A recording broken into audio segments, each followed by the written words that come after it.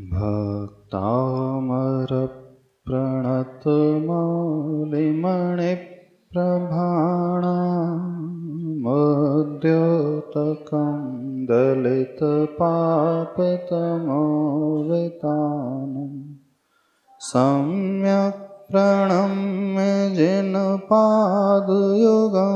युगादा वालम्बनं भवजले पततां जनानां।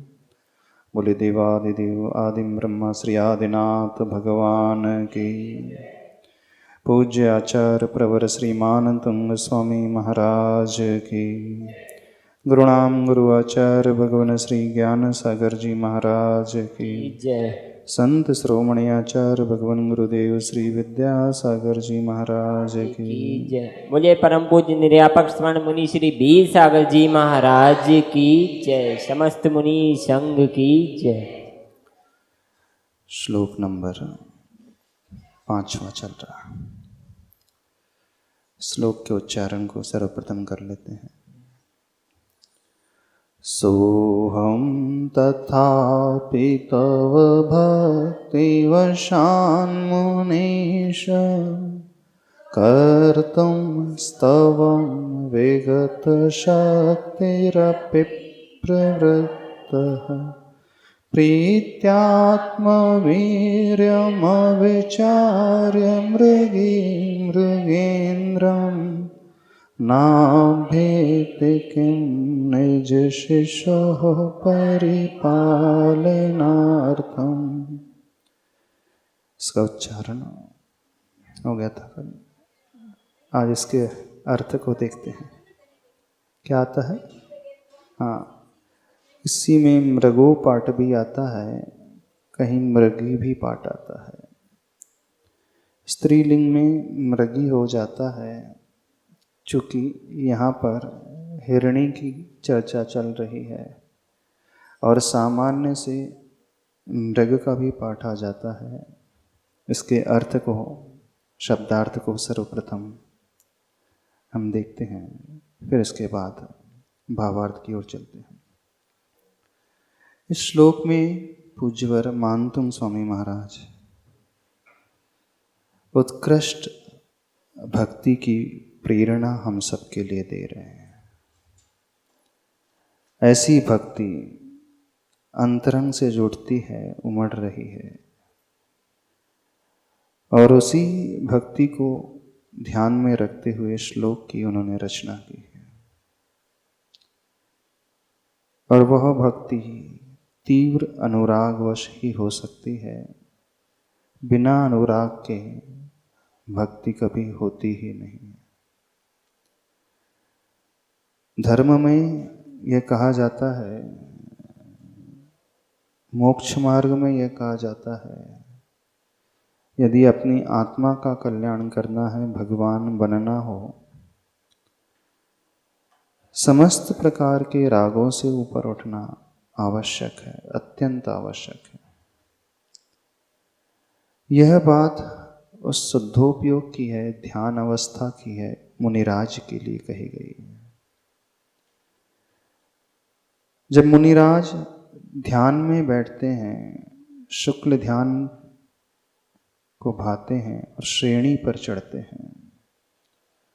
श्रेणी में चढ़ने के लिए 8वें गुण स्थान से जो यात्रा शुरू होती है, उसमें समस्त राग और द्वेष को पूर्ण रूप से छोड़ दिया जाता है, पूर्ण समता में। वहाँ भगवान को भी याद नहीं किया जाता। यदि भगवान से राग हो जाएगा तो उस समय वे मुनिराज श्रेणी पर चढ़ ही नहीं सकते। तो ध्यान की अवस्था जो होती है, निवृत्ति की अवस्था होती है, सब कुछ छोड़ने की अवस्था होती है। पूर्ण अध्यात्म की जब बात होती है, उस अध्यात्म में साधक को सिर्फ अपनी आत्मा को ही चाहना होता है। अपनी आत्मा के अलावा पर आत्मा, फिर वो परात्मा, परमात्मा भी क्यों ना हो, उस आलम्बन को भी छोड़ना होता है। लेकिन जब तक ध्यान में प्रवेश, उत्कृष्ट ध्यान में प्रवेश नहीं कर रहे हैं, तो व्यवहार में रहना होता है, प्रवृत्ति में रहना होता है, और प्रवृत्ति में आलंबन कंपलसरी हो जाता है। तो भक्ति सिर्फ श्रावकों के लिए ही बताई हो ऐसा नहीं है। अब ध्यान से सुनना। मुनियों के 6 आवश्यक होते हैं। जानते हो 6 आवश्यक कौन से हैं? समता समारे थुति उचारे वंदना जिन देव को, नित करे प्रत्याख्यान प्रतिक्रम तजे तन अहमेव को। समता में वह सामायिक, थुति का अर्थ होता है स्तुति, वंदना, प्रतिक्रमण, प्रत्याख्यान और कायोत्सर्ग। मुनियों के लिए कहा है मूलाचार ग्रंथ में 6 कंपलसरी करने योग्य कार्य है, प्रतिदिन करना ही है। जैसे श्रावकों के 6 आवश्यक होते हैं, ऐसे ही साधुओं के भी 6 आवश्यक होते हैं। अब आप लोगों के देव पूजा, गुरु उपासना, स्वाध्याय, संयम, तप और दान, लेकिन साधुओं के जो आवश्यक हैं वो भिन्न होते हैं। इसमें एक सामायिक आवश्यक है और कायोत्सर्ग आवश्यक है। ये 2 आवश्यक ऐसे हैं जो पूर्ण निवृत्ति की ओर ले जाने वाले आवश्यक होते हैं। कायोत्सर्ग में भी उस काय के प्रति ममत्व को त्यागा जाता है, शरीर के प्रति आत्मा में उठने वाले क्रोधादि विभाव भाव हैं, कषाय के भाव हैं, उससे भी ऊपर उठा जाता है। और सामायिक जो होती है परम समता का नाम, यानी ध्यान अवस्था में।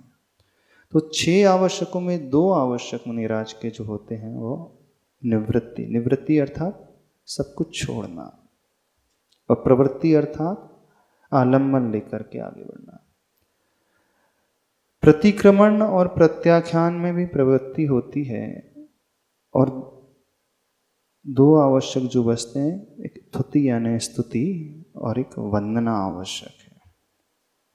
यानी 24 तीर्थंकर भगवान की जो भक्ति की जाती है वह स्तुति कहलाती है, और एक तीर्थंकर विशेष की जो भक्ति की जाती है वह वंदना आवश्यक कहलाती है।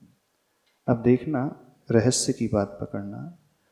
मुनियों ने समस्त पापों को, विकल्पों को छोड़ दिया है, जिन्हें कोई विकल्प के साधन नहीं है जिनके पास, फिर भी उनके लिए आचार्य भगवान कह रहे हैं, कुंद कुंद स्वामी जी कहते हैं कि प्रतिदिन और दिन में 3 बार वंदना आवश्यक करना कंपलसरी है।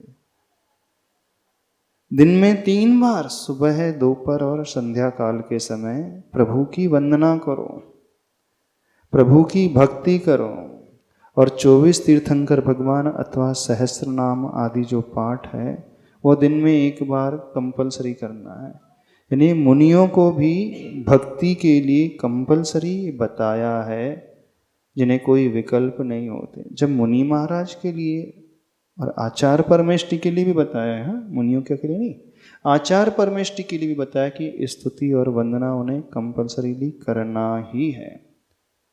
यानी जो हमेशा निर्विकल्प रहते हैं, सामायिक ध्यान में ही रहना पसंद करते हैं, ज्ञान और ध्यान में, तप में जो लीन होते हैं, ऐसे तपस्वी प्रशंसनीय माने जाते हैं, उनके लिए भी कहा है कि भगवान की भक्ति करो, भगवान के गुणों का स्मरण करो, प्रभु से राग करो, प्रभु को चाहो।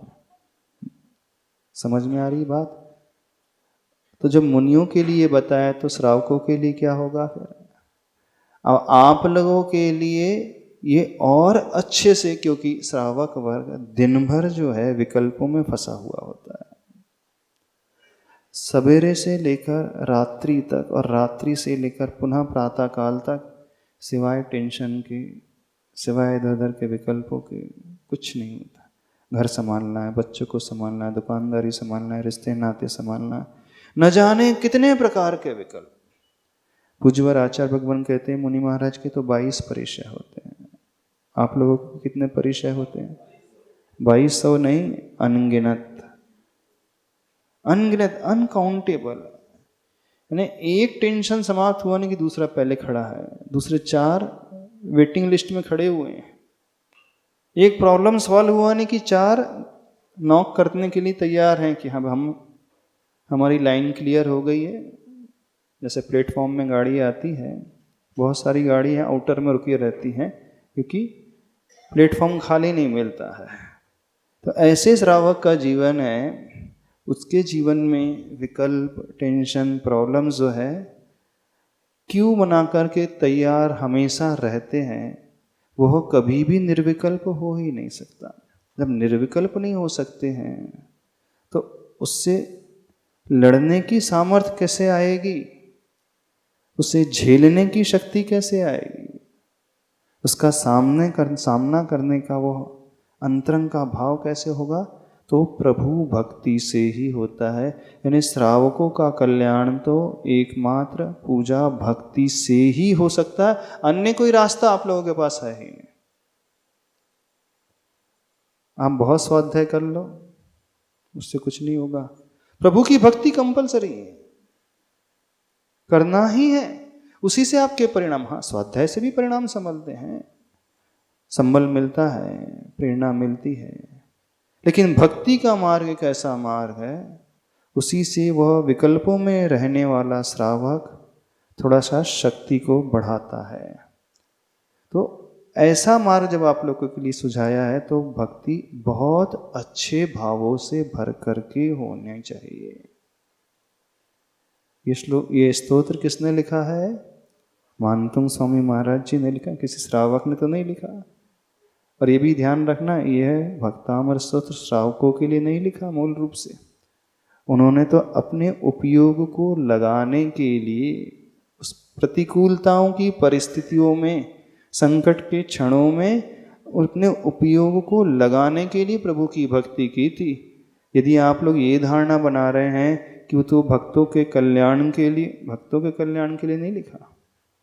हाँ, भक्तों का कल्याण होने लगा है क्योंकि वह भी उस स्तोत्र का आलम्बन लेने लगे हैं, उस भक्ति को करने लगे। लेकिन पूज्यवर ने जो स्तोत्र की रचना की, स्वयं के परिणामों को उत्कृष्ट दशा में लाने के लिए की। तो जब स्तुति मुनिराज नहीं, आचार परमेष्टि बहुत अच्छे से करते हैं तो श्रावक को तो और भी अच्छे से करना ही चाहिए। करना चाहिए कि नहीं? कैसे भक्ति होती है? कैसी होती भक्ति? हाँ, वाणीम गद गदयन वपुः पुलकयन नेत्रद्वयम श्रावयन। जब वो भक्ति में डूबे तो क्या होता है? भक्ति मन वचन और तन तीनों से होती। वाणीम गद गदयन ने वाणी में आह्लादपना, वदम पुलकयन, वपु जो है उसका पुलकित हो जाए, रोमांचित हो जाए, और नेत्रद्वयम श्रावयन, यानी उसकी दोनों ही आँखों में, दोनों ही नेत्रों में अश्रु की धारा हो। पूज्यपाद स्वामी जी लिखते हैं, जब भक्ति की जाती है तो यह स्थिति शरीर की, इंद्रियों की, वचनों की और भावों की होती है। माइक से बोलना। हाँ, यह स्थिति, कितने लोगों को भक्ति में रोना आता है। नमोस्तु मरासी। मरासी संदर्भ में फिर वो अंजन चोर आलम ताड़म सेठ जी वाली बात कहाँ तक इसमें सिद्ध होती है? क्या? उनको भक्ति आती थी मगर उनको तो कुछ ज्ञान, मतलब नहीं, श्रद्धा थी, उनकी भक्ति थी। भक्ति हमेशा श्रद्धा की परिणति से ही पैदा होती है। भक्ति को ज्ञान से कुछ लेना देना नहीं होता है। यानी अंतरंग में वो ऐसा डूब जाता है समर्पित भावों से। उनको तो कुछ भी नहीं आता था वो। हाँ, जिन्हें कुछ नहीं आता उनका कल्याण बहुत जल्दी होगा, आशीर्वाद है। और हुआ ही ऐसा है, जिन्हें कुछ नहीं आता है सबसे पहले वो तरेंगे, वही ऊपर उठने वाले हैं। क्यों?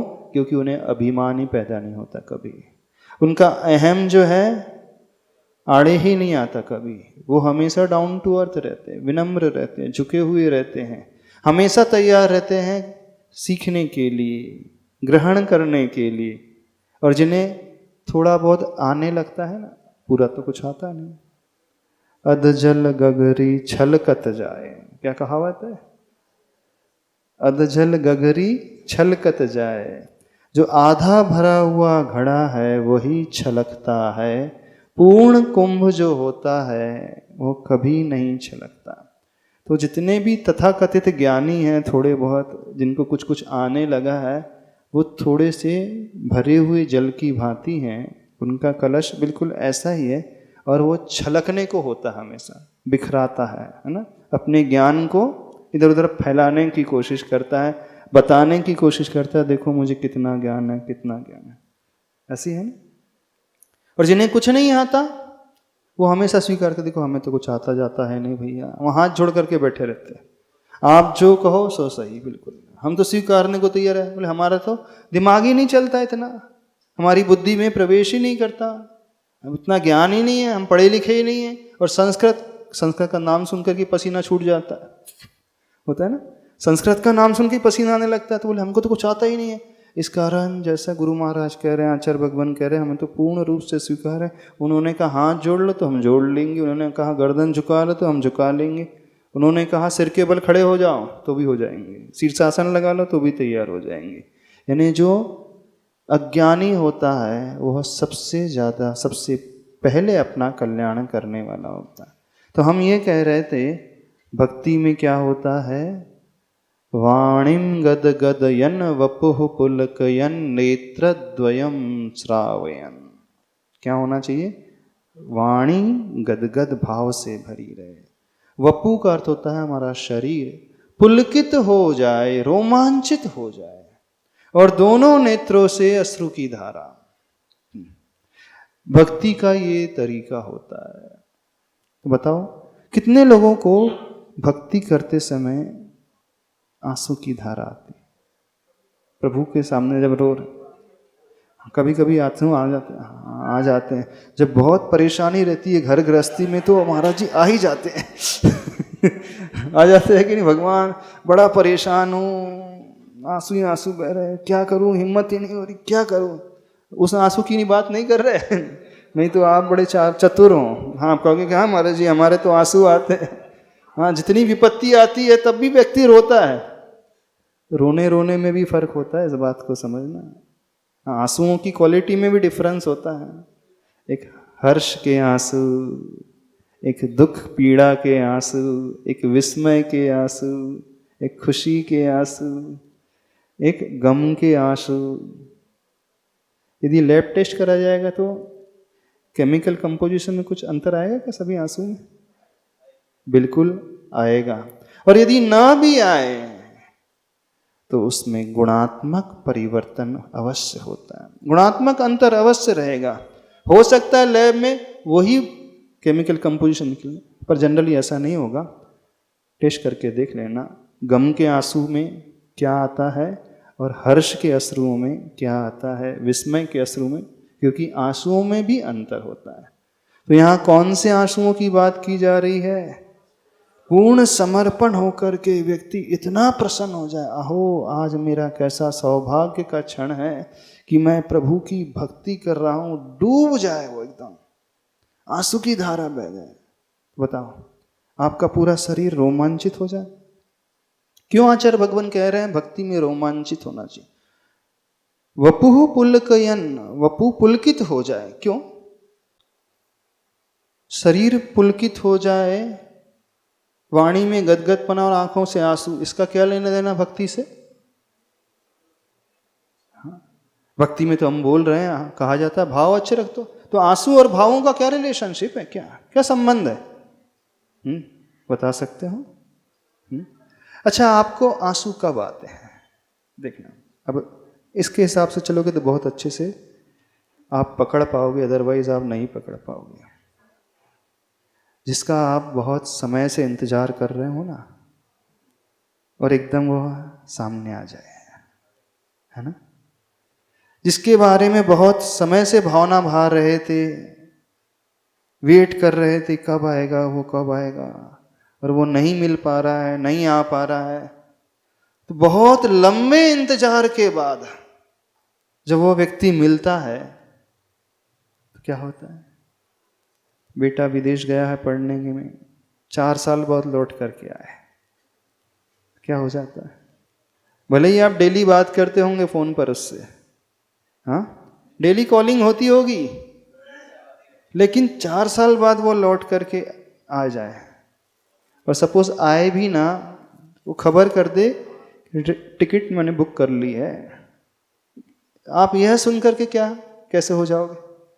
पूछ रहे हैं, माँ से पूछ रहे हैं, हाँ, जिनके बच्चे बाहर रहते हैं, अपने शहर से दूसरे शहर चले गए, हाँ, 4 साल तक नहीं आए हैं एक भी बार, 5 साल तक नहीं आए एक भी बार, और आपको ये खबर मिल जाए कि 5 साल बाद वो पहली बार लौट करके आ रहा है, तो क्या हो जाएगा? अभी आया नहीं है वो, उसने सिर्फ एक सूचना दी है कि मैं आ रहा हूं, रिजर्वेशन हो गया, उसी समय आंसू हो जाते हैं, तैयारियां शुरू हो जाती हैं। काय की तैयारियां शुरू हो जाती हैं? अनुभव बता रहा है आपका डॉक्टर साहब। तैयारियां शुरू हो जाती हैं। हमारे लिए आंसू की महत्ता नहीं है, हमारे लिए महत्ता जो है वो आंसू आए क्यों, इसे पकड़ने की कोशिश करो। उसे समझोगे तो भक्ति का रहस्य समझ में आ जाएगा, और यही न, ये नहीं समझोगे तो कभी रहस्य पकड़ में नहीं आएगा। तो बताओ क्यों आते हैं आंसू?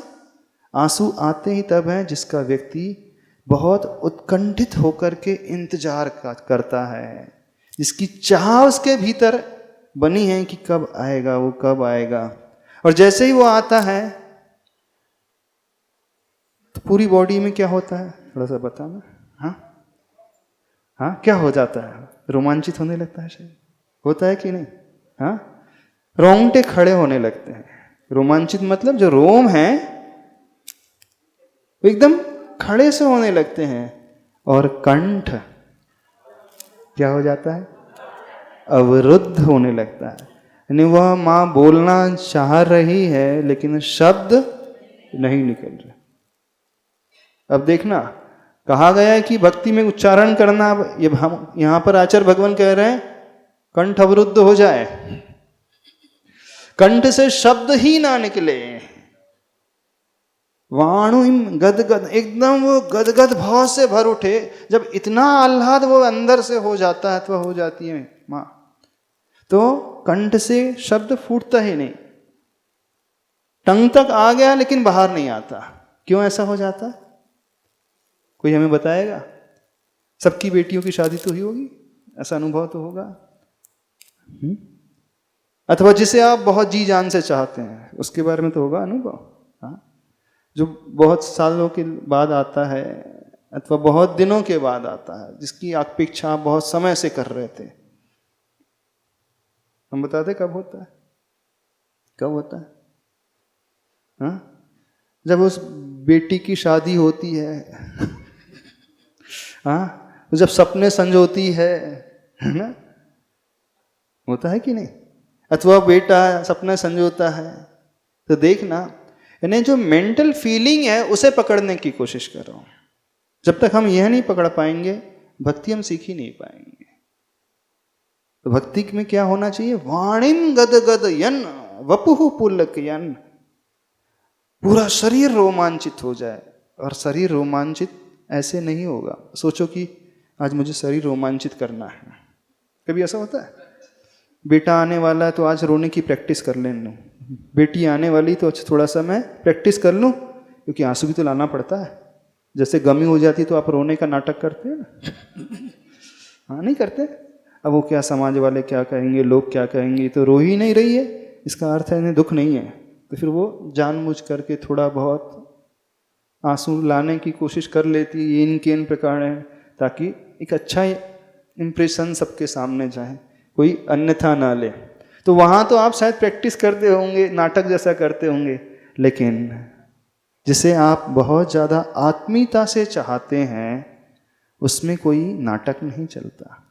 उसमें तो हृदय के भावों का यह परिणाम है कि स्वतः ही वे आंसू आने लगते हैं। फिर व्यक्ति कंठ से नहीं बोलता है, आंखों से बोलता है। बोलती है कि नहीं बोलती है ना? आंखें सब कुछ कह देती है। आंखें एक ऐसा मीडियम है, ऐसा माध्यम है जो सब कुछ बखान कर देती है। गाय को देखना, पशु को देखना, उनके पास अक्षर नहीं है, शब्द नहीं है, लेकिन गाय आंखों की भाषा पढ़ना जानती है, नहीं जानती?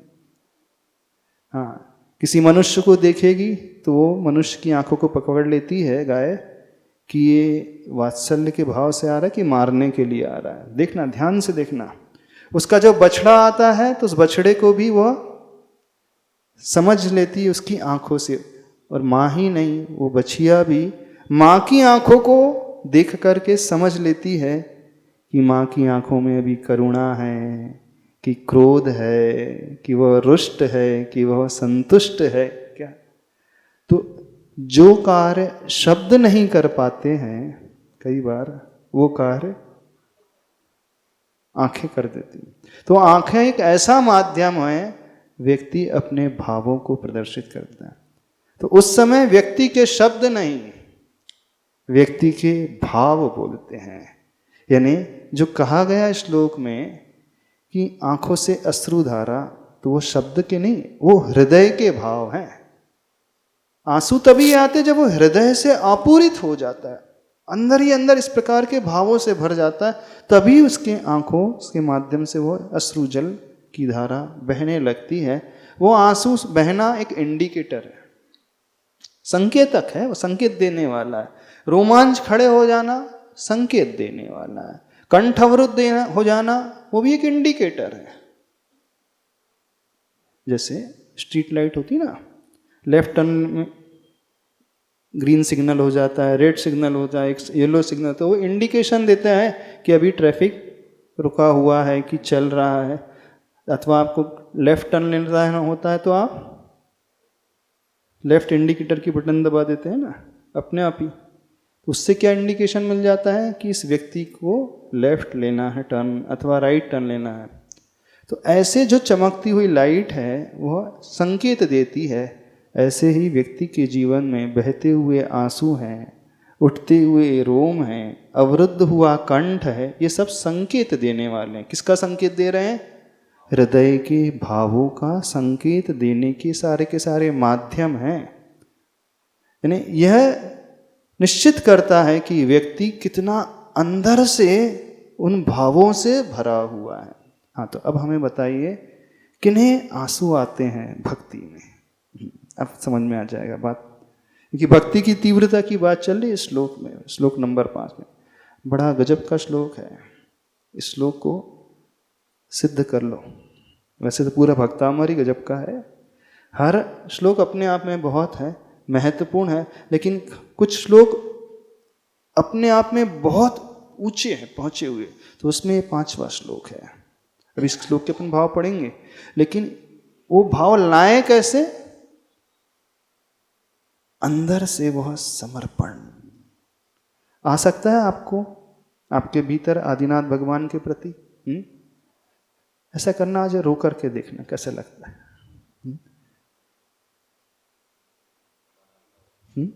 भगवान के सामने आंसू आ जाए। कब आते हैं? अब एक और चीज बताते हैं। मान लीजिए आपको यात्रा करना हो किसी अतिशय क्षेत्र की, बहुत सालों से सोच रहे हो, जा नहीं पा रहे, और एक दिन मौका लग जाता है, पहुंच जाते हैं, तो प्रभु के दर्शन करते करते तब हो जाता है ना। हाँ, क्यों? इतने वर्षों की जो भावना थी, आज वो भावना मेरी पूर्ण हो गई, है ना। इतने वर्षों की जो लालसा थी अंदर, वो भाव था, आज वे पूरा हो गया। उस समय जो विशुद्धि बढ़ती है वो बहुत अलग प्रकार की, वह एक पल की विशुद्धि, कुछ क्षण की विशुद्धि जीवन भर की विशुद्धि पर भारी पड़ेगी। उस समय का जो पुण्य होता है वो जीवन भर के पुण्य पर भारी पड़ता है। और ऐसे समय ही वो भाव होते हैं जिसके माध्यम से निधत्ति निकाचित कर्म का भी क्षय देखा जाता है। पूज्य धवलाकार जी धवला ग्रंथों में कहते हैं, वीर सेन स्वामी जी, जिन बिंब दंसनादो निदत्ते निकाचित कमस्य खयम उलंभादो। इन्हें जिनेंद्र भगवान के दर्शन से निदत्ति और निकाचित कर्मों का क्षय भी हो जाता है। वैसे निकाचित कर्म वो होता है जो भोगे बिना कटता नहीं है। पार्श्वनाथ भगवान के निकाचित कर्म का उदय था तो कमठ का उपसर्ग उन्हें झेलना पड़ा। आदिनाथ भगवान के निकाचित कर्म का उदय था तो 6 महीने तक आहार नहीं मिला क्योंकि अंतराय कर्म का तीव्र निकाचित कर्म का उदय। तो तीर्थंकर को भी भोगना पड़ता है। लेकिन वीर सिंह स्वामी जी कहते हैं जिनेंद्र प्रभु की भक्ति से, जिनेंद्र प्रभु के दर्शन से निकाचित कर्म भी क्षय को, निदत्ति कर्म भी जो है क्षय को प्राप्त हो जाते हैं। तो कैसे? तो आप लोग तो रोज देखते हैं भगवान को, रोज भक्ति करते हैं भगवान की, तो आपके भी क्षय हो गए होंगे? ऐसे क्षय नहीं होंगे। कब क्षय होंगे? जो विशेष विशुद्धि जब पैदा होगी। और वह विशुद्धि कुछ ऐसा ही प्रतीत होता है कि जब व्यक्ति की आंखों से अश्रुधारा फूट करके बहने लगती होगी ना, तो उसकी विशुद्धि चरम सीमा पर रहती है, चरम सीमा पर। और उस विशुद्धि का कमाल है, उस विशुद्धि का फल है कि ऐसे जो कठोर से कठोर कर्म भी हैं, अंतराय कर्म, अशाता कर्म, पाप कर्म, वह भी क्षय को प्राप्त हो जाते हैं। लेकिन होंगे तब जब वैसी विशुद्धि चरम सीमा वाली पैदा होगी। तो कभी ऐसी विशुद्धि हुई? भगवान को देख करके व्यक्ति सिर्फ रो ही रहा है, कुछ कह नहीं रहा, कुछ नहीं कह रहा, सिर्फ प्रभु को निहार रहा है और आंखों से आंसू बहा रहा। कभी होता है ऐसा? कुछ नहीं, क्योंकि शब्द ही नहीं निकल रहे हैं। जो मंत्र था वो भी भूल गया, श्लोक था वो भी भूल गया। अब श्लोक भी याद नहीं आ रहा, याद ही नहीं आ रहा क्या था, पढ़ना था, याद नहीं आ रहा। कभी हुआ ऐसा? हाँ, नहीं होता। तो ऐसा भाव लाने की कोशिश करो, वह कहलाती है भक्ति। और ऐसी भक्ति आचार्य भगवान भी करते हैं। ऐसी भक्ति मुनिराज के लिए प्रतिदिन करने को कहा गया है। और आप श्रावक लोग हे बुद्धि से भगवान की भक्ति करते हैं, जड़ बुद्धि से भगवान की भक्ति करते हैं, औपचारिकता से, ऊपरी ऊपरी भावों से भगवान की भक्ति। क्या पाओगे? कुछ मिलेगा? कुछ भी नहीं मिलेगा। कुछ यदि पाना है तो क्या करना होगा? अब देख लो कितना पुरुषार्थ करना होगा।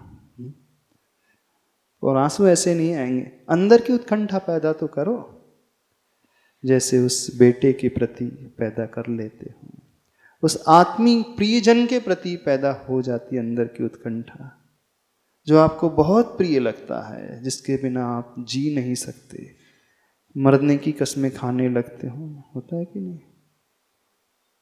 कौन कौन सी कसम खाने लगता है व्यक्ति जो नहीं मिले तो, यानी इतनी गहरी आत्मीयता हो जाती है, होती है।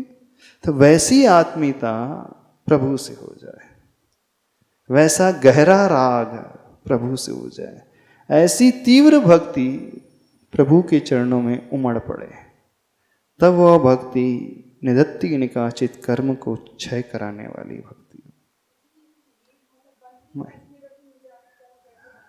निदत्ति निकाचित कर्म कैसे बनते हैं? तीव्र कषाय के फलस्वरूप बनते हैं, तीव्र वैर की भावना से बनते हैं, अथवा देव गुरु का अपमान करने से बनते हैं। मुख्यतः वहाँ पे कषाय की तीव्रता होती है, और जितना बड़ा पात्र होगा उसको लेकर के यदि कर्म बांधे होंगे तो निकाचित कर्म होते हैं। मुनिराज की निंदा की है किसी व्यक्ति ने तो वो निकाचित कर्म को बांधेगा। अपमान का भाव मन में आया है, गलत भाव मन में आया है तो निकाचित कर्म का बंध बांधेगा। वैर का भाव मन में आ गया है तो निकाचित कर्म का बंध कर लेगा। जैसा पात्र होता है और जैसी कषाय होती है तीव्रता, उसके अनुरूप ये कर्म बंधते चले जाते हैं। तो ऐसे कर्म भी धुल सकते हैं प्रभु की तीव्रतम भक्ति से। तो उस भक्ति को लाने के लिए आचार्य भगवान प्रेरित कर रहे हैं हम सबको। आचार्य भगवान के कितने लोगों ने दर्शन किए हैं? अच्छा, आचार्य श्री के दर्शन ये सबने किए। आज बात की बात है, जब पड़गाने हाँ, जब आप पड़गान करते हो तो तभी आंसू निकल आते हैं। क्यों आंसू? हाँ, ये भी एक होता है कि व्यक्ति जब क्यों आंसू अब आ जाते हैं, खुशी क्योंकि के मारे। जीवन में ऐसा ये अपूर्व अवसर अपार खुशी होती है, अपार पहली बार मिला है, मिलेगा नहीं मिलेगा, आज तो मैं धन्य हो गया, यानी अंदर का वो खुशी का भाव, तब वो आंसू आ जाते हैं। यानी मानना उस समय विशुद्धि होती है। तो पड़गाहन भी कर रहा है तो वो भक्ति ही तो होती है, ऊपर का काम नहीं कर रहा, वो बहुत अंदर से विशुद्धता तो को लिए हुए होता है। तो हम ये कह रहे थे, देखना आचार्य भगवान कैसे अपने प्रभु की भक्ति करते हैं, कितने तन्मय होकर के, कितने डूब करके, हाथों को जोड़ करके, गर्दन झुका करके। कई बार तो आचार्य भगवान एक ही श्लोक को 2 नहीं 3 नहीं 4 बार दोहराते रहते हैं। कोई सुनने तो सोचे आचार्य जी शायद भूल गए, कोई सुने तो ये सोचेगा कि आचार्य जी शायद भूल गए हैं। जैसे स्वयंभू स्तोत्र का पाठ आचार्य भगवान प्रातः काल, दोपहर और संध्या काल तीनों ही समय में नियम से करते हैं, और थोड़ी देर नहीं, लगभग 50 मिनट। नंदीश्वर भक्ति लगभग तो 1 से सवा घंटे तक वो इतने डूब करके भक्ति करते हैं, और कई श्लोक कई बार वो दोहराते हैं। यदि आप ये सोच रहे हैं कि अच्छा सी भूल नहीं, वो इतना डूब जाते हैं कि आगे बढ़ ही नहीं पाते।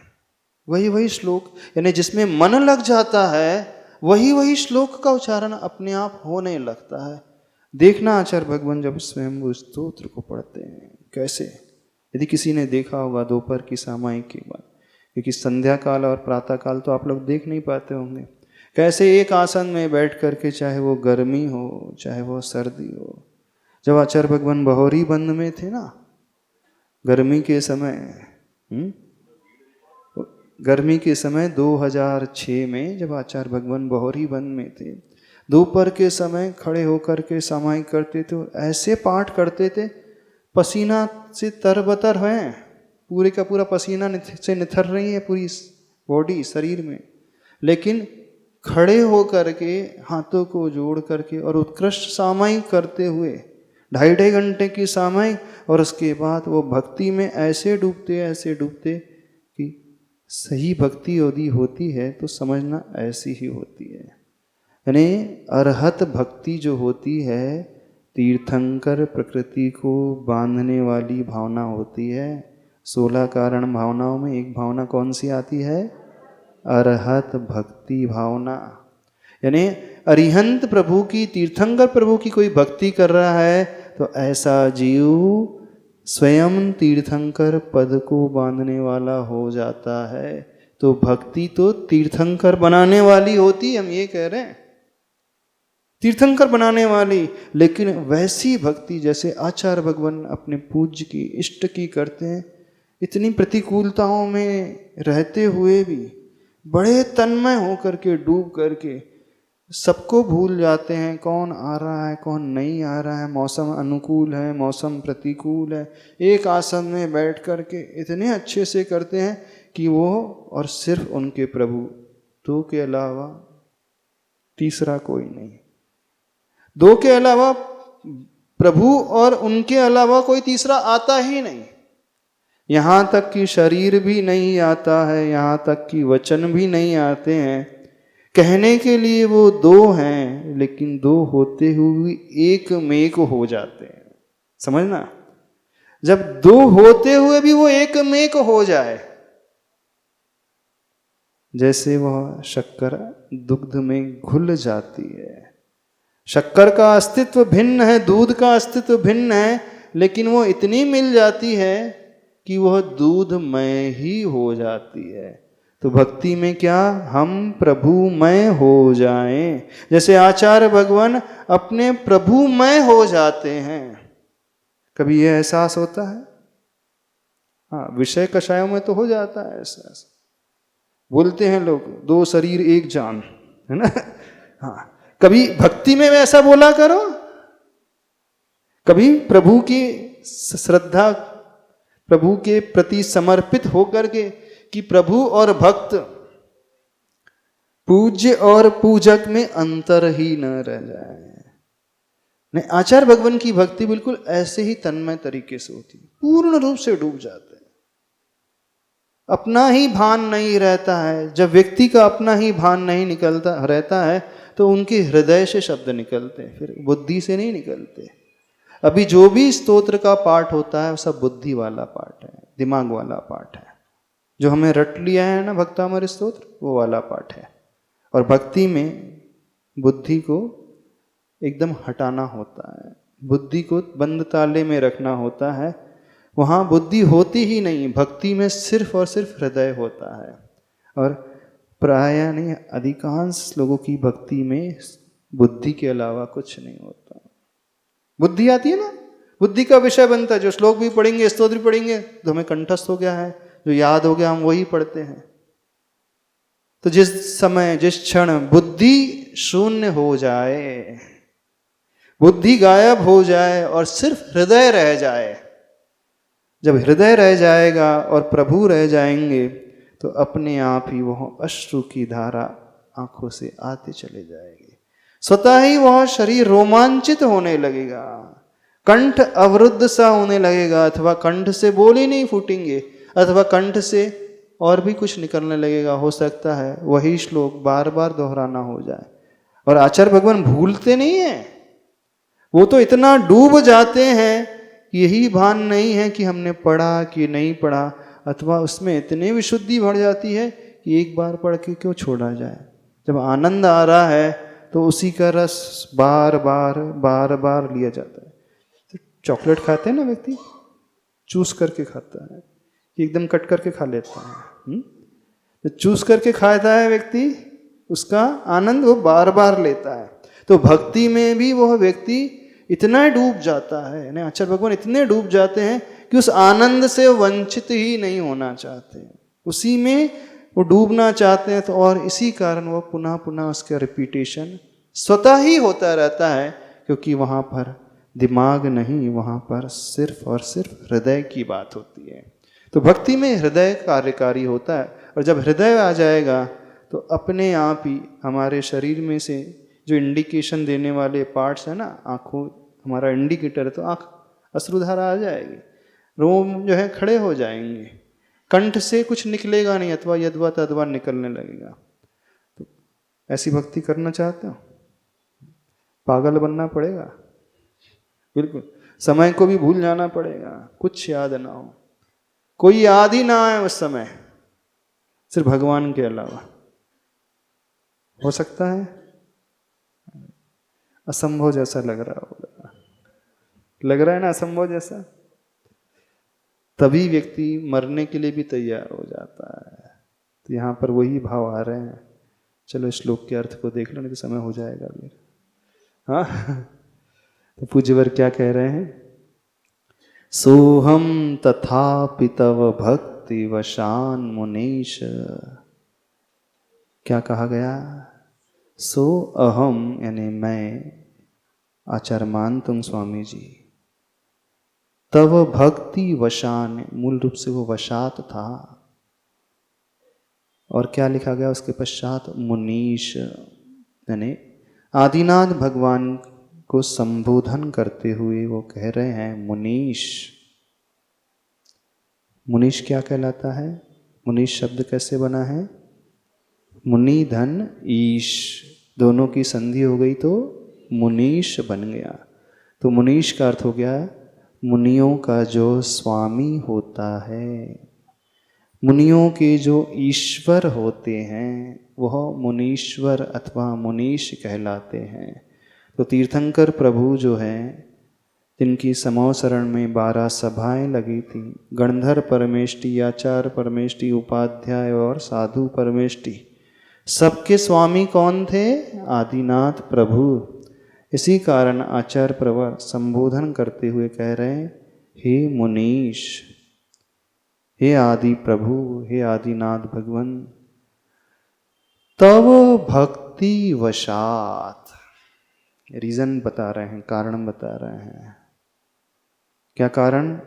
तव का अर्थ होता है आपकी, भक्ति वशात मतलब भक्ति के कारण। क्या कर रहे हैं वो? कर्तुम स्तवम विगत शक्तिरपि प्रवृत्तः। स्तव करने के लिए मैं तैयार हो रहा हूँ। कैसा हूँ?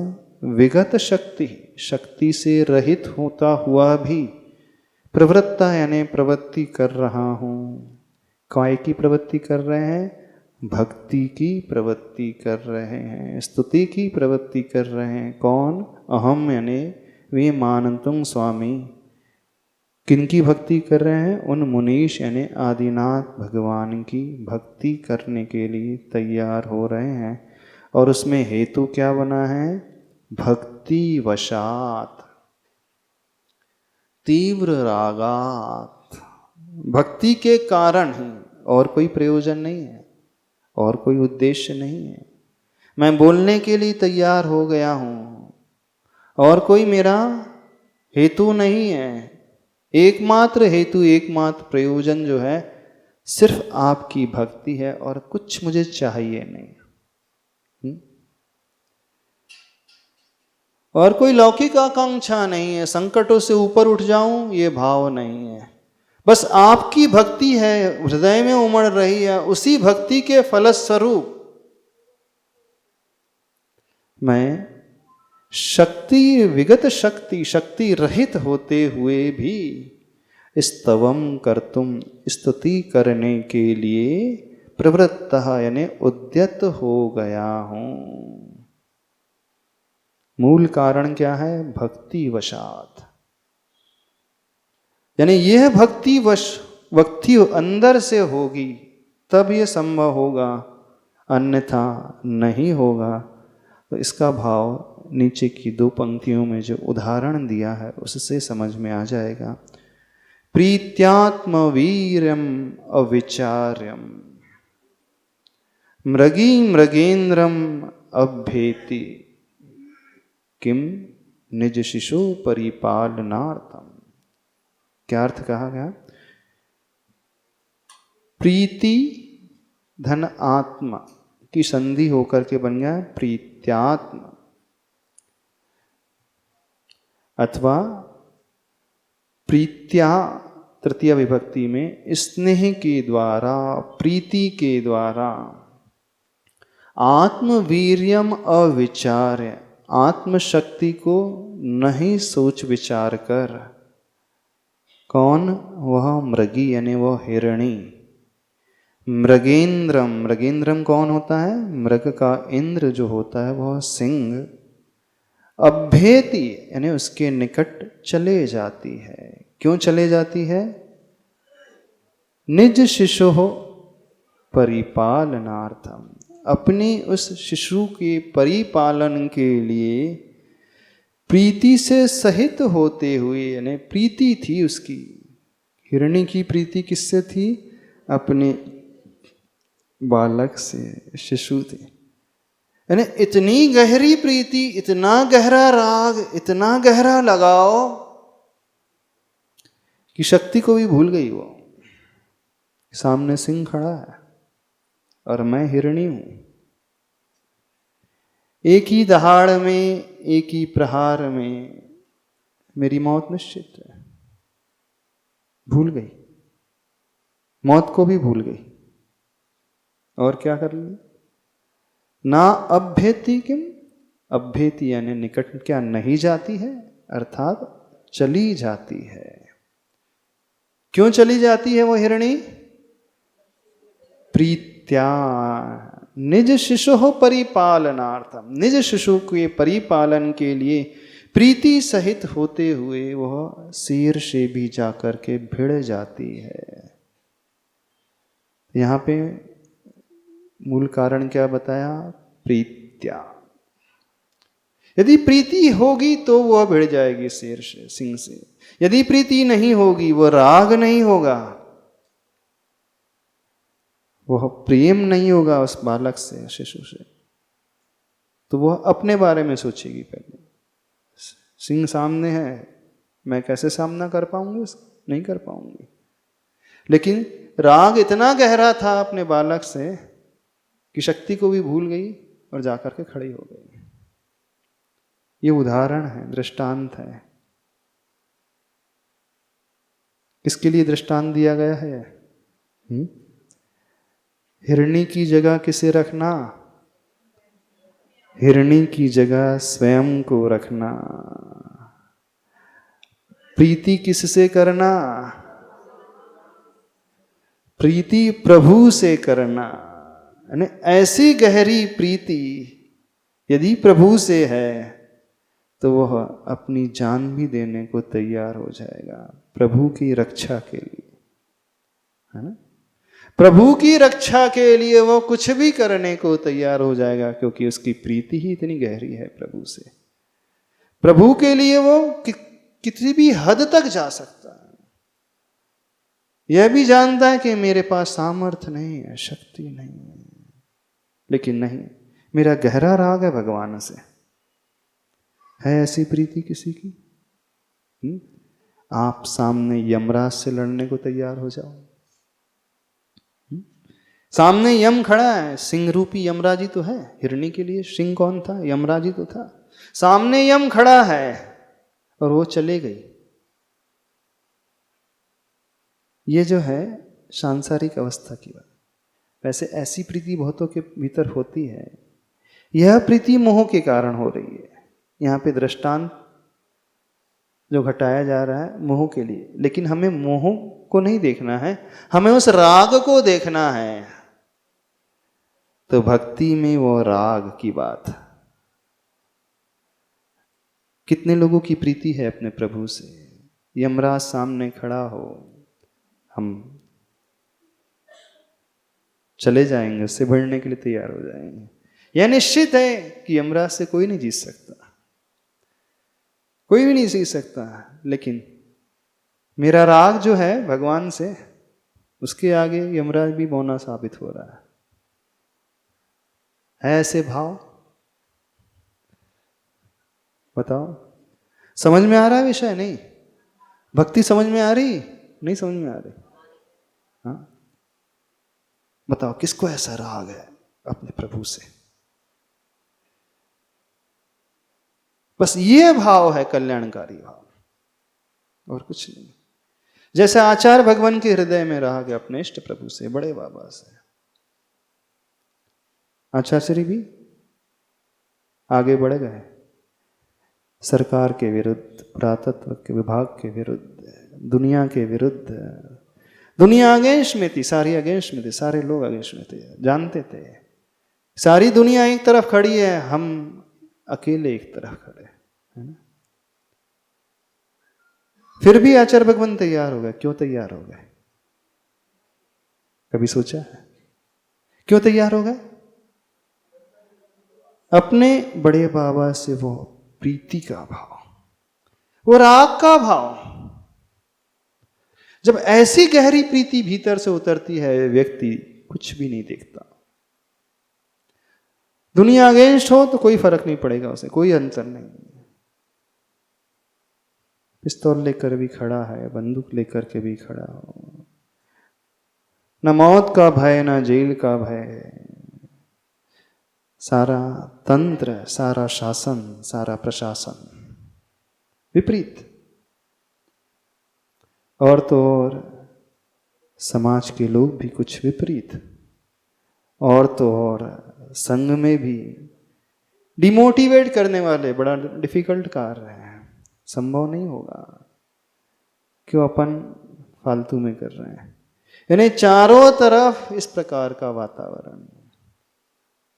घटना पता है सबको? कुंडलपुर बड़े बाबा के ट्रांसफर की घटना सबको पता है।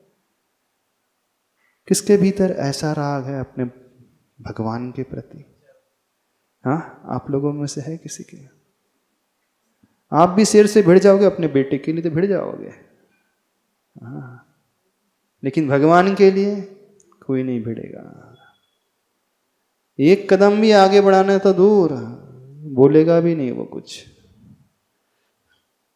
है ना? बोलेगा भी नहीं कुछ, वो कहेगा भी नहीं, कुछ नहीं होगा। सब ऊपरी भक्ति है, कोरी भक्ति है, औपचारिक भक्ति है, अंदर की नहीं है। क्योंकि राग करना ही नहीं आया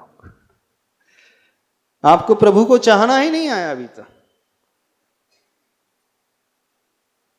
बतलाओ कौन सी बाधा है प्रभु को चाहने में? कौन सा बैरियर है जो आपको रोक रहा है प्रभु को चाहने से, जो आपको चाहने नहीं दे रहा है? क्या समझ में आ रहा है? आचार मान तुम स्वामी जी के भीतर वो भक्ति उमड़ रही है और उसी भक्ति ने चमत्कार को पैदा कर दिया। बिल्कुल चाहते हो आपके जीवन में चमत्कार हो जाए? नहीं चाहते? समय हो रहा है, छोड़ रहे हैं? हाँ, समय हो रहा है, छोड़ रहे हैं। चाह रहे हो कि नहीं? भले ही आपको भक्तामृत स्तोत्र याद ना हो, कोई फर्क नहीं पड़ता, कुछ नहीं होगा उससे। ज़्यादा याद करने से हम इसके पक्ष में कभी नहीं रहते। हमारा पक्ष है मूल कारण को पकड़ो आप लोग। कल्याण मूल कारण से होता है, बाकी तो सब बाहरी क्रियाएं हैं, वो तो जैसे वैसे हो जाएगी। बाहरी क्रिया बहुत हो गई आज तक, सबने कर ली, बरसों से करते आ रहे हैं, कुछ मिला नहीं। लेकिन इसलिए नहीं मिला कि आज तक मूल कारण को पकड़ा ही नहीं, रूट कॉज को पकड़ा ही नहीं। और उसके बिना, जैसे जड़ के बिना वृक्ष की कोई कीमत नहीं, कोई वैल्यू नहीं, धाराशायी होकर के गिर जाएगा वो। जड़ सूख गई तो सब कुछ गया। ऐसे ही मूल कारण के बिना भक्ति की भी कोई कीमत नहीं। बाहर से सब कुछ दिखेगा लेकिन अंदर से वो सूखा हुआ है। ऐसा ही लगता है सबकी जड़ें जो हैं सूखी हुई हैं। गलत तो नहीं कह रहे? सबकी जड़ें जो हैं प्राय लगा देते चलो, क्योंकि कुछ लोग ऐसा करें, नहीं महाराज जी हमारी जड़ें सूखी नहीं, हमारी तो अच्छी गीली है। हाँ, प्राय सबकी जड़ें जो हैं सूखी हुई हैं। जड़ को पकड़ा ही नहीं अभी तक, आज तक बाहरी क्रिया में ही उलझे रहे हैं। वो जरूरी है नहीं, लेकिन उससे ज्यादा जरूरी जड़ को पकड़ो, रूट कॉज को पकड़ो। तो वह प्रीति भीतर से पैदा करें, जैसी प्रीति आचार्य भगवान के हृदय में अपने बड़े बाबा के मन के लिए थी। हाँ, आज इतना ही रखते हैं, समय हो गया है। प्रभु भक्ति और गुरु भक्ति, हाँ, किसे सर्वोपरि मानना है? इस क्वेश्चन का आंसर आप कल दे देंगे, अभी तो समय हो गया। कल याद से पूछ लेना तो बता देंगे, है ना? ठीक है। हाँ, राग और मोह में अंतर क्या है? आज तो है, इस क्वेश्चन को रखना, इसका भी आंसर देना है कल। कल जो है क्लास, कल से 4 बजे लगेगी, ठीक है? हाँ, कल से 4 से, और आज शाम को आपकी एग्ज़ाम है 7 बजे ऑनलाइन, इस बात को ध्यान रखना। पुरुष वर्ग जिन्होंने नहीं भी पढ़ा है, एग्ज़ाम बहुत इजी ऑब्जेक्टिव है, टिक ही करना है, तो कई तो लगा देना है, फेल तो होना ही नहीं है किसी को। क्या करना है? ABCD। हाँ, कुछ क्वेश्चन आएंगे 1 से 20 तक, उसमें एक ही आंसर है, और 21 से लेकर 28 तक जो क्वेश्चन आएंगे उसमें किसी में 2 आंसर सही रहेंगे, किसी में 3 आंसर सही रहेंगे, किसी में 4 आंसर सही रहेंगे, और हो सकता है किसी में एक भी आंसर सही नहीं रहेगा। बहुत अच्छा एंजॉय करोगे, आनंद आएगा। बोले आदिनाथ भगवान की।